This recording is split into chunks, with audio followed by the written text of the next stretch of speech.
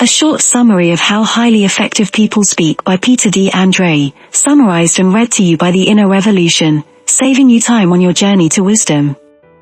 Subscribe to our channel for more free audiobook summaries now. Effective communication, according to Peter D. Andrei, is more of a science than most people think. It's not, as some people believe, some obscure art that can only be mastered by the most charismatic and graceful among us. Instead, it's a complex craft that can be studied and learned, and its strategies can be broken down and used by anyone. Most books on speech and communication say the same things: keep it simple, be authentic, use emotion to persuade, speak with confidence, and so on. Andrei argues that most of these truisms about speech aren't wrong, per se, but they only scratch the surface. In How Highly Effective People Speak, he shares the basic strategies of powerful communication, teaching you how to speak with eloquence and persuasion not by simply repeating platitudes, but by diving into what makes them true and how they make communication more effective. The key to effective communication is to understand cognitive biases, patterns of thinking that affect human behavior and perception. You can use them to persuade and influence others in predictable ways. Whether intentionally or not, the most effective speakers and writers throughout history have activated their audience's cognitive biases to make their communication persuasive, and you can do the same. In our guide, we'll first briefly touch on the morality of rhetoric and why appealing to cognitive biases isn't inherently unethical. Then, we'll explore some of the most powerful and influential biases you can use to make your communication more persuasive and effective. Then, we'll explain Andrei's strategies and how to practice them, and we'll compare them to those of other communication experts. The morality of rhetoric. Communication, says Andrei, is about persuasion, and the morality of persuading others, that is, whether it's right or wrong to manipulate people's thoughts or actions with words, depends on the morality of the speaker's intentions. Using cognitive biases to influence others may seem selfish, dishonest, or unethical, but Andrei argues that this isn't necessarily the case. Rhetoric, the science of persuasive speech, can be used for good or evil, to connect people, to sow division, to help people see the truth, or to make them believe in falsehoods. Thus, rhetoric is a tool you should understand how to use not for selfish or unethical reasons, but so you can persuade others according to your moral standards. Appealing to cognitive biases isn't about lying to your audience, it's about helping them see the truth by conveying information in the way they're conditioned to understand it. Short form note: a deeper look into morality may help further explain Andrei's take on the morality of persuasive communication. In The Righteous Mind, Jonathan Haidt argues that morality is based on intuition rather than sound reasoning. That is, our moral standards aren't objective truth, they're social and cultural constructs guided by emotions more than logic. If morality isn't based on rational thought or logic, appealing to our often irrational and emotional cognitive biases is the only way we can hope to persuade others. If morality itself is intuitive, there is nothing inherently wrong with using intuitive rhetoric to influence others. Let's examine some of the most common and powerful cognitive biases you can use to make your speech more persuasive and effective. Availability bias. Availability bias is the tendency to give too much credence to evidence or information that comes most easily to mind, the evidence that's mentally available. Relying on this type of information can allow us to make judgments quickly, which can be helpful but also can lead us to wrong judgments. A classic example of this bias is in the common fear of plane crashes, a statistically unlikely event that people irrationally fear because they easily remember instances of it occurring.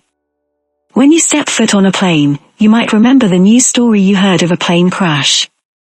Because it takes more time to think through the statistics about how likely such an event actually is, your readily available memory of the headline makes you worry it's going to happen to you.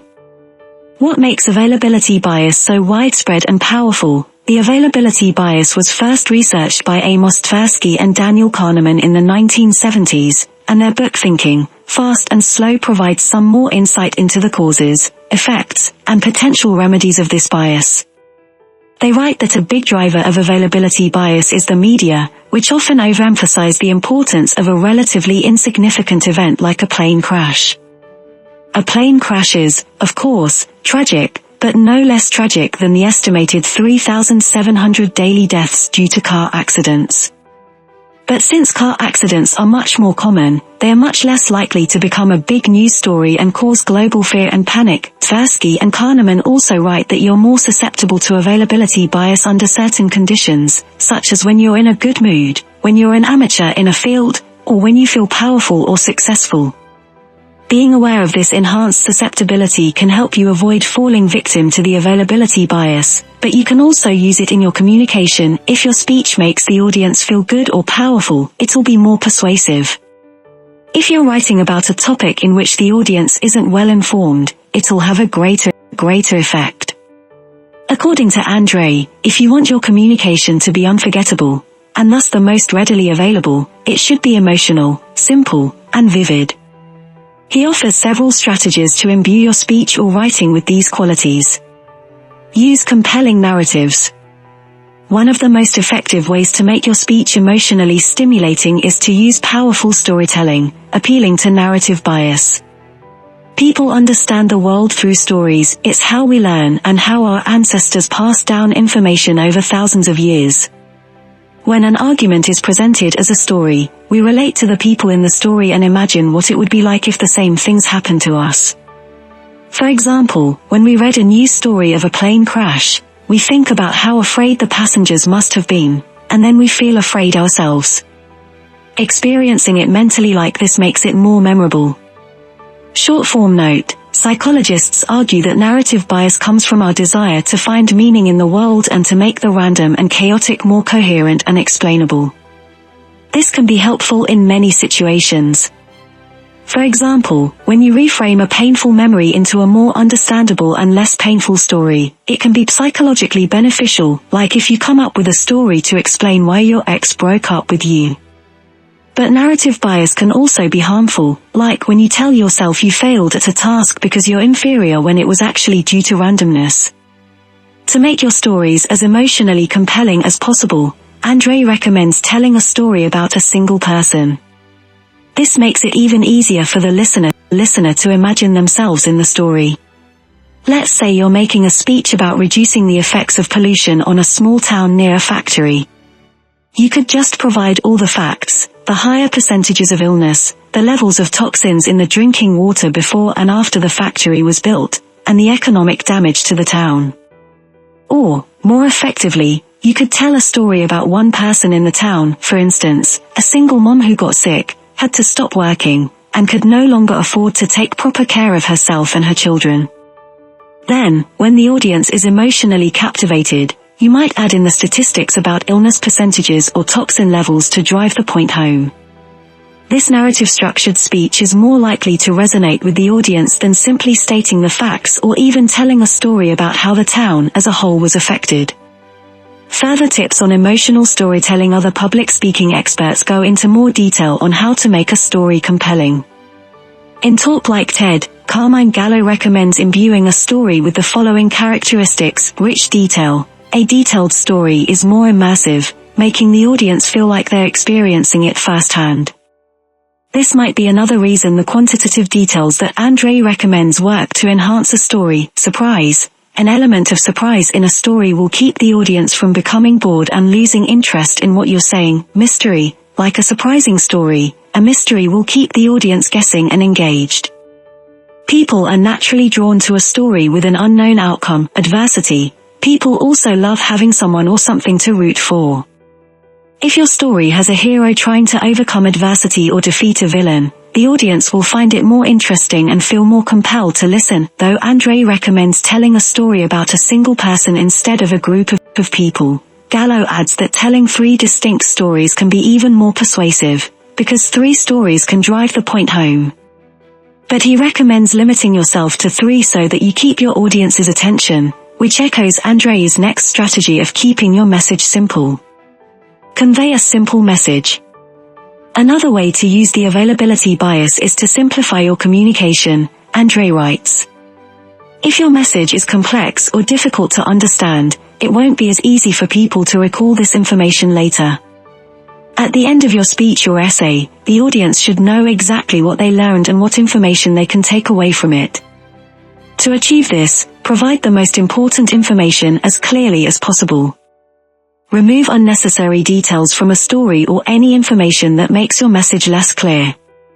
For example, if you're trying to get a town to act on the pollution in their drinking water, tell them an emotional, captivating story, provide the essential details about pollution, then stop. They don't need to know every little detail about the town, the factory, the mom, or her children. Unnecessary details will only obfuscate the message and make it less memorable. Further tips on simplicity and simply said, Jay Sullivan provides some additional tips on how to keep your message clear and simple. First, make sure you know exactly what you want to say before you start working on the speech or presentation. He says that many speeches are confusing to the audience because the speaker didn't know their main point when they were working on it. Once you know the main point, express it as simply as possible. Sullivan recommends one sentence of fewer than 10 words. Another simplicity tip Sullivan suggests is to present your conclusion first.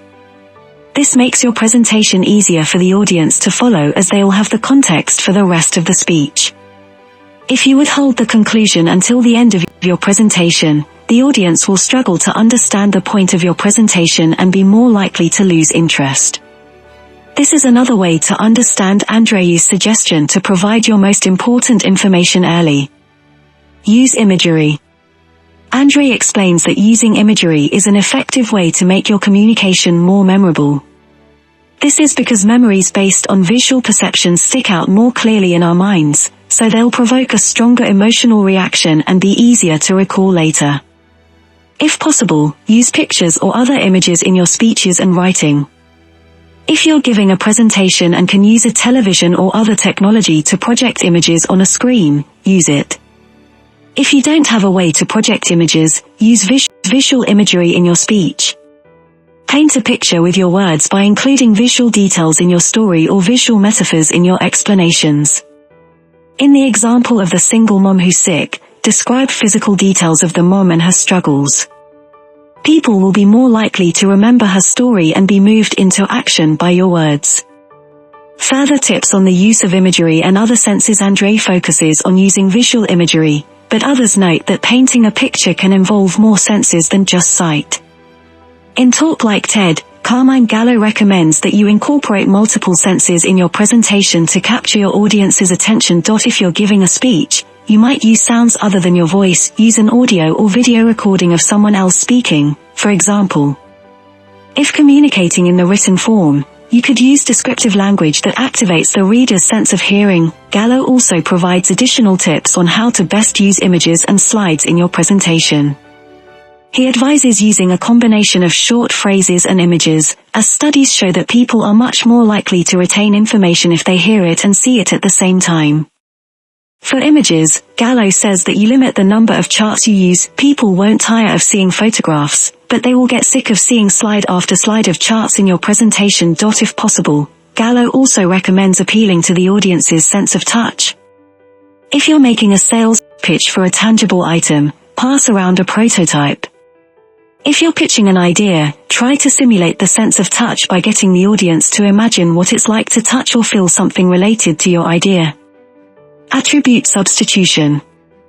Andrei says that attribute substitution is behind a variety of cognitive biases and can be used to influence your audience in subtle yet powerful ways.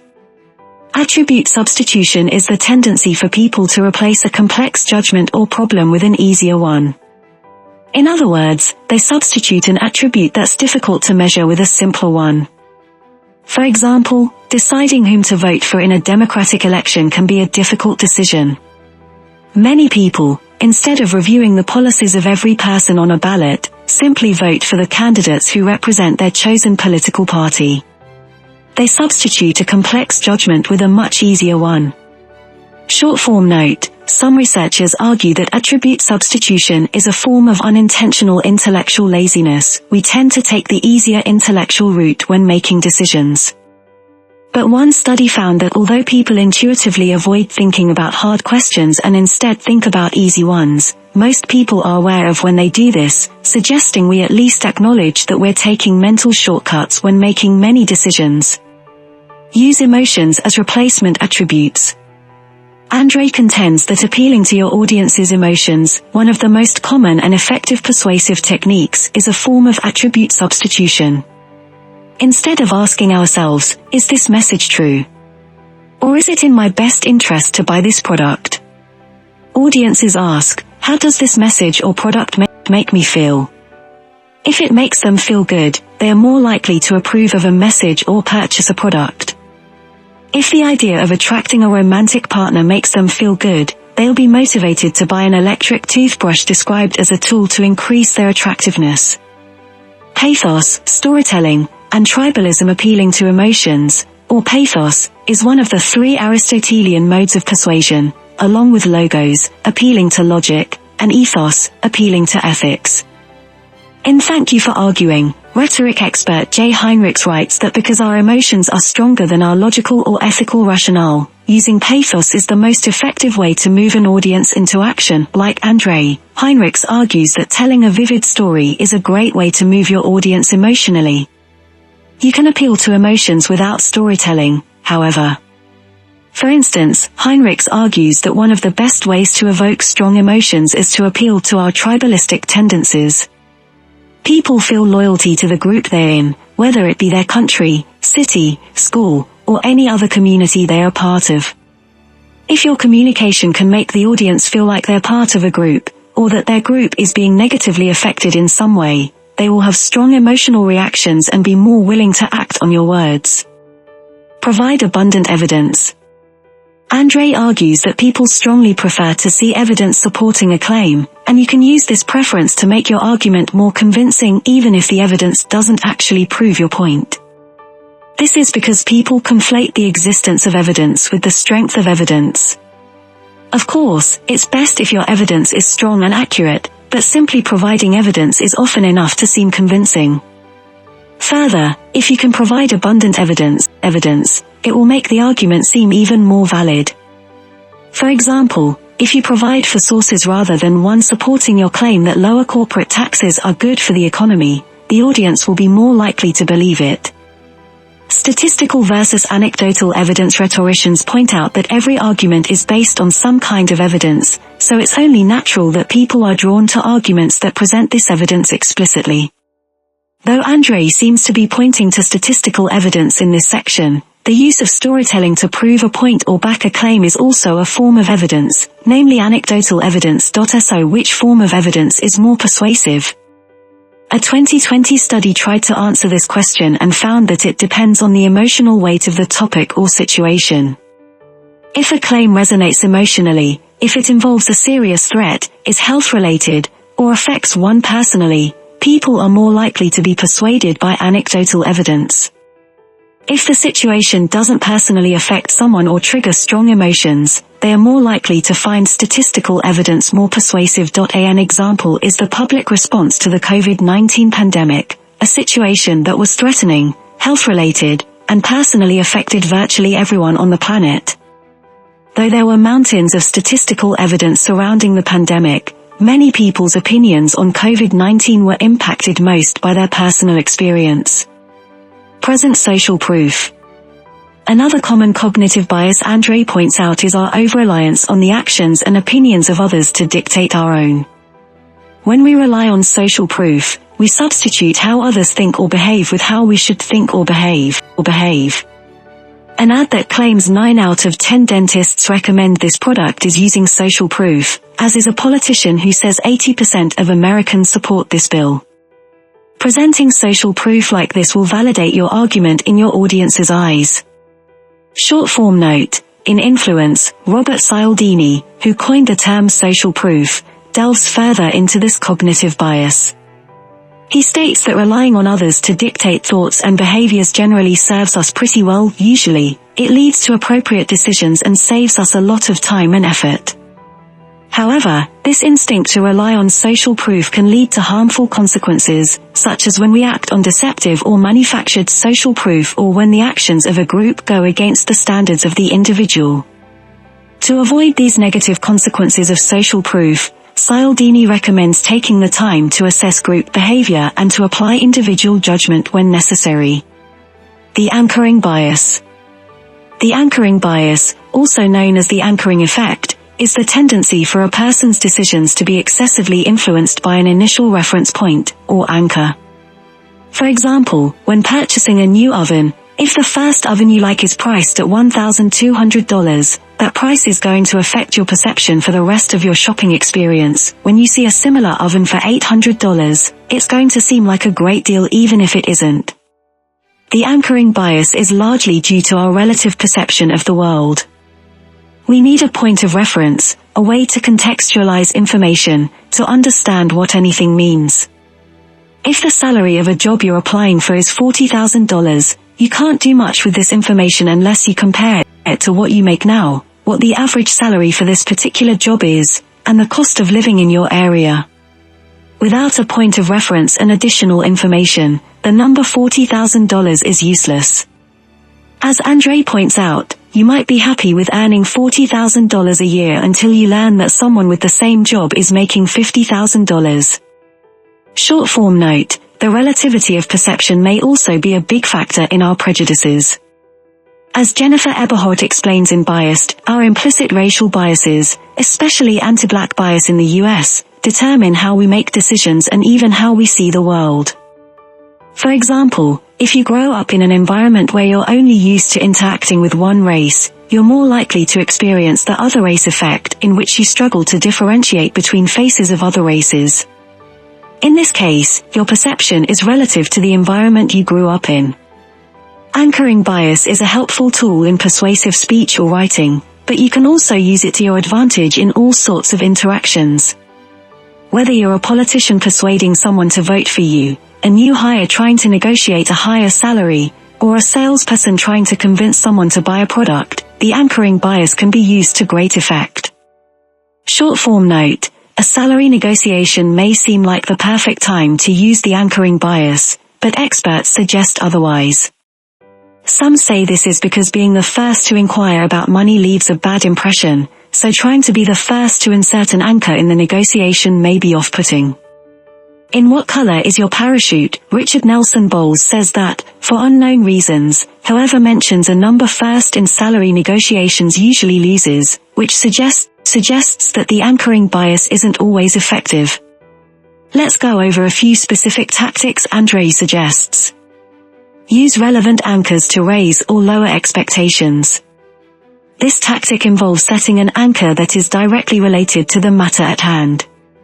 In its simplest form, this is the most basic negotiation tactic.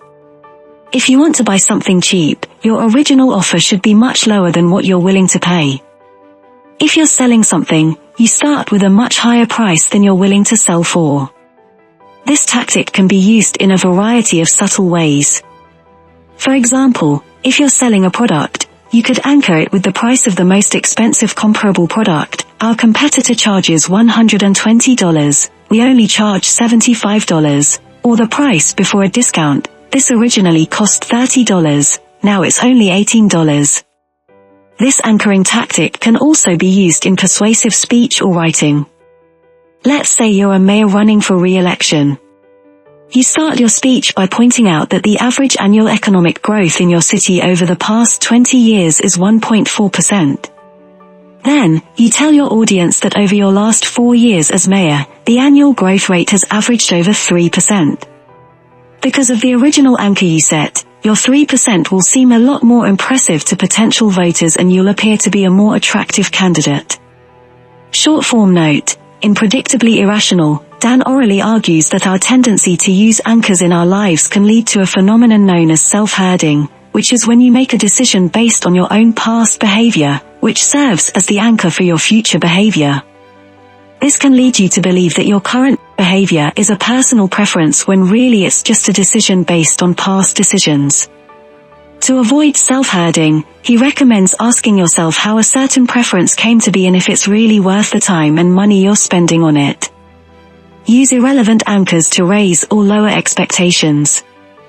Another way to engage a person's anchoring bias that Andrei recommends is to set an anchor unrelated to the matter at hand.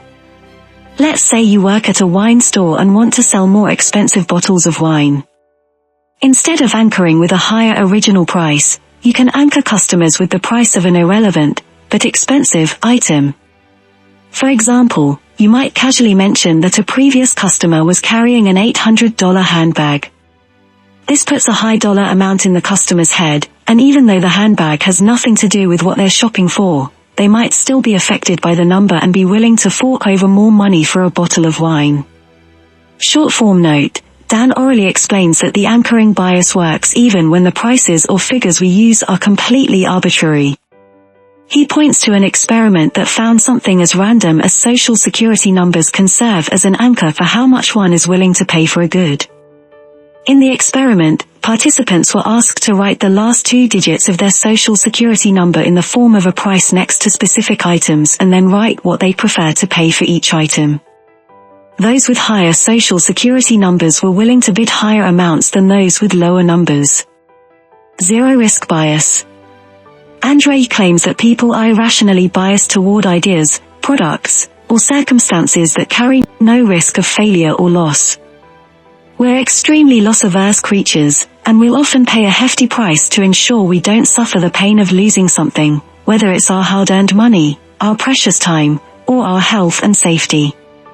Short form note: when calculating risk to make decisions, it may be helpful to differentiate between risk and uncertainty. The key difference is that risk is quantifiable, we can reasonably estimate the level of risk, while uncertainty is unknown. Experts point out that people often conflate risk and uncertainty, which can lead to poor decision-making. If you assume that the risk of an occurrence is largely unpredictable, you may fail to take reasonable actions to reduce the chance of it happening. Alternatively, if you try to reduce risk when there isn't any, you might be wasting time and effort. If your proposal, idea, or product is already a risk-free option, you need only emphasize it, state that it's risk-free, show proof, then reiterate the absence of risk as often as possible. Of course, more likely than not, your idea or product will carry some risk of loss or failure. Here are some of Andrei's strategies that take advantage of the zero-risk bias even when risk is involved. Provide certainty elsewhere. If the idea you're proposing has any chance of failure, shift the audience's attention to a part of it that doesn't carry any risk. If you're trying to convince an investor to provide funding to your startup, there's always a chance that your business will fail and they'll lose their investment. Nothing you say will remove that risk. Instead, point to a zero-risk aspect of your startup, like the fact that you have a patent for the technology you're using, so there's no chance a competitor can copy your product. This will activate the zero-risk bias even if this isn't a risk the investor had in mind, and even though your plan still carries risk, they'll be much more inclined to invest in your startup. Short form note: on top of pointing out a zero-risk aspect of your proposal or idea, it may also help to mention the risks as little as possible and instead focus on the benefits. Studies show that when people think about a particular risk more, they are more afraid of it and are more likely to act on this fear. So even if your proposal carries a very small amount of risk, it may be better to ignore this risk entirely so that the audience doesn't think about it at all. Provide a loss mitigating guarantee. In the business world, a loss mitigating guarantee is as simple as offering a full refund for a defective product or underwhelming service. Since you can't guarantee with 100% certainty that your product or service will deliver value, provide a guarantee that the customer can at least get their money back. Because of zero-risk bias, the extra sales will more than make up for the money you'll lose by providing refunds. Short form note: business experts write that while guarantees are common for products, they are more powerful for services. This is because they provide perceived value to the customer while also ensuring excellent employee performance. When you offer a guarantee for a service such as plumbing, for example, customers will be willing to spend more because they know their issue will be fixed or they'll get their money back. Employees will also ensure the job is done properly, as a mistake will cost the company money.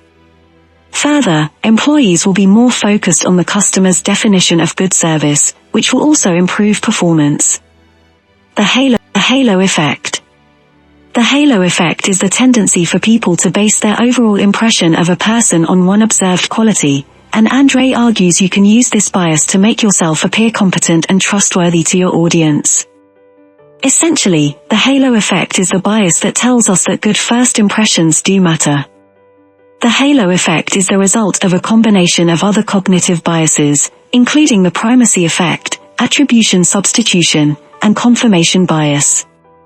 When you notice an initial positive quality in a person, primacy effect, you'll attribute a host of other positive qualities to that person, attribute substitution, and then see small signs that point to those positive qualities as confirmation of your beliefs, confirmation bias. Short form note, psychologists say that the halo effect comes from two things. Like most biases, the halo effect is a mental shortcut that helps us make easier, quicker judgments. It also helps us avoid cognitive dissonance, or inconsistencies in our beliefs and actions. It's much easier to say someone or something is all good or all bad than to understand the more nuanced reality, and it can make us very uncomfortable when our original perception is challenged. Here are a few of Andrei's strategies that use the halo effect. Create an influential environment. When it comes to first impressions, context matters. By creating an impressive environment, you can make a good first impression on an audience before you enter a room or utter a word. Book your speech at the most luxurious place you can afford. Give your work presentation in the best conference room available. Make the space you're communicating in as presentable as possible, and your audience will think you're a competent and reliable speaker before you begin. If communicating in written form, take the time to make the aesthetic as visually pleasing as you can. Environment and situational status in Pitch Anything, Oren Klaff explains why creating an influential environment matters. He argues that appearance is a crucial element of perceived status, how others measure your worth and popularity, and your status has a major impact on the success of your speech or presentation. If you have a low perceived status in the eyes of your audience, you have little chance of persuading or influencing them. Klaff differentiates between two types of status, global and situational. Global is more permanent, indicated by your position or reputation. Situational status can change from moment to moment, however, and might be affected by the environment. If you're speaking in an impressively decorated room, you might have a higher situational status and thus be more likely to have your audience's respect and attention. Demonstrate consequences early. At the outset, make clear why your speech matters and the impact it will have on your audience's lives. If your audience knows early on that what you're about to say is important, they'll see you as an important figure, and you'll command their attention and respect. Conversely, if you don't show why your speech matters early on, they'll think you're unimportant and boring, and you'll have much less of an impact. Psychological studies confirm that demonstrating consequences early is an effective way to make your communication more compelling and persuasive. A specific way to do this is to present a positive conditional statement, then a negative conditional statement, then proof. If you do this, positive effect will happen. If you don't, negative effect will occur. This has been shown time and time again by proof. The previous paragraph illustrates this technique in action. Short form note, in Get to the Point, Joel Schwartzberg argues that a common struggle in persuasive communication is the inability to get a clear point across. In order to demonstrate why your speech matters, you need to make sure the point you're trying to make is as clear and precise as possible. To do this, answer the question, so what? After you've come up with your initial idea or argument. For example, if your argument is that social media are shortening the attention spans of teenagers, provide the so what right after. This will have a major impact on their mental health and productivity in the future. Andrei's advice to immediately state the consequences of following your recommendation is a practical way to show the so what. Establish common values. Establishing common values with your audience early in your communication is one of the most powerful uses of the halo effect, according to Andrei. When you show you share the same values or beliefs as your audience, you establish a connection. They'll like you immediately, and this feeling will help the rest of your speech resonate with them even more powerfully. To employ this strategy, you either need to know your audience and the common values they'd likely share, or use a universally shared value or belief. For example, if you're writing a grant for an educational program, you could start by sharing your belief that education is one of the most beneficial uses of public funds. If you're making a speech that you hope appeals to the entire political spectrum, you might start talking about the values of peace and freedom. Short form note, you might also use the halo effect as a way to establish common values without explicitly stating them. In Thank You for Arguing, J. Heinrichs argues that establishing common values is a form of ethos, or ethical appeal. When you show that you have the same values as the audience, they'll find you virtuous and trustworthy. But Heinrichs also points out that audiences will find you trustworthy if you look or dress like your audience, and share a story about an experience they've also had. You'll seem virtuous to them, and they might even assume you share their values. Contrast effect bias. According to Andrei, using the contrast effect in your communication is one of the most useful ways to improve your rhetorical skills. The contrast effect is the tendency to judge things presented closely together or in rapid succession together rather than separately, and it can strengthen or weaken perceived differences and similarities between two or more things. Like the anchoring bias, the contrast effect relies on our inability to judge things without a point of comparison. The contrast effect, however, doesn't necessarily rely on the initial point of reference as the anchoring bias does. Instead, it's activated by ongoing comparisons between two things. For example, you could be presented with two things simultaneously, and this comparison would affect your perception of both of them. If you see a new boat right next to an old, run-down one, the new boat will seem even better than it actually is while the used one will seem even worse. Short form note, one area in which contrast effect bias can negatively impact decision-making is in the hiring process. When hiring out of a pool of candidates, recruiters will naturally compare each candidate to the rest of the pool instead of evaluating each candidate individually. This can result in a weak candidate looking stronger than they should, or it can lead to overlooking someone who's perfect for the job because they get lost in a sea of other strong applicants. To avoid this, some companies avoid using CVS and instead use work samples, which can more effectively show a candidate's potential.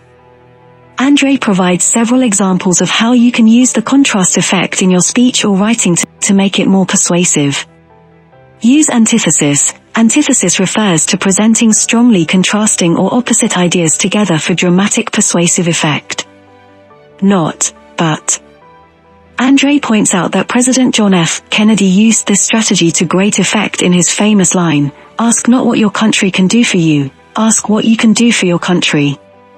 Antithesis and antimetabole in Kennedy's inaugural address. Andrei points to John F. Kennedy's famous line from his 1961 inaugural address as an example of antithesis, but the rest of Kennedy's famous speech is filled with antithesis as well. In the opening, he says, "We observe today not a victory of party but a celebration of freedom." Later, he says, "We offer not a pledge but a request, that both sides begin anew the quest for peace." Just after, he says, "Not a new balance of power, but a new world of law." And he follows up his famous ask not line with another, "Ask not what America will do for you, but what together we can do for the freedom of man." Kennedy's famous ask not what you can do line is also an example of another rhetorical device, antimetabole. Antimetabole is when the words of a sentence are repeated in reverse order, as in, "When the going gets tough, the tough get going." This symmetrical structure is artistically pleasing and helps the phrase stick in the audience's mind, which is perhaps one reason that Kennedy's phrase is so well remembered decades later. Present and decline other options. To make use of the contrast effect and make your idea seem better by comparison, you need to present other options. If the alternatives you present are obviously inferior to your proposal, you can leave them be. If there is room for debate on which idea is better, you need to settle this debate by showing the benefits of your product or idea or the drawbacks of the alternative. For example, in a sales presentation, you might say, the competitor's product can do this, while your product can do the same thing for half the price. Short form note: business experts call this use of the contrast effect a technique of low-pressure selling, in which the salesman doesn't try to coerce a customer into buying something they don't want but instead lets them make the decision on their own. The contrast effect can be used no matter how similar the competing products are, or even if the product you're selling is inferior in many ways, because there will almost always be at least one area in which your product is better. Simply pointing out the advantages of your product in an approachable, low-pressure way can significantly increase your sales. Create contrast in the diction. You can use the contrast effect not only in the content of your argument but also in the way you present it. Andrei provides 2 ways of doing this, both of which involve starting a pattern in your speech or writing and then breaking it to provide persuasive emphasis.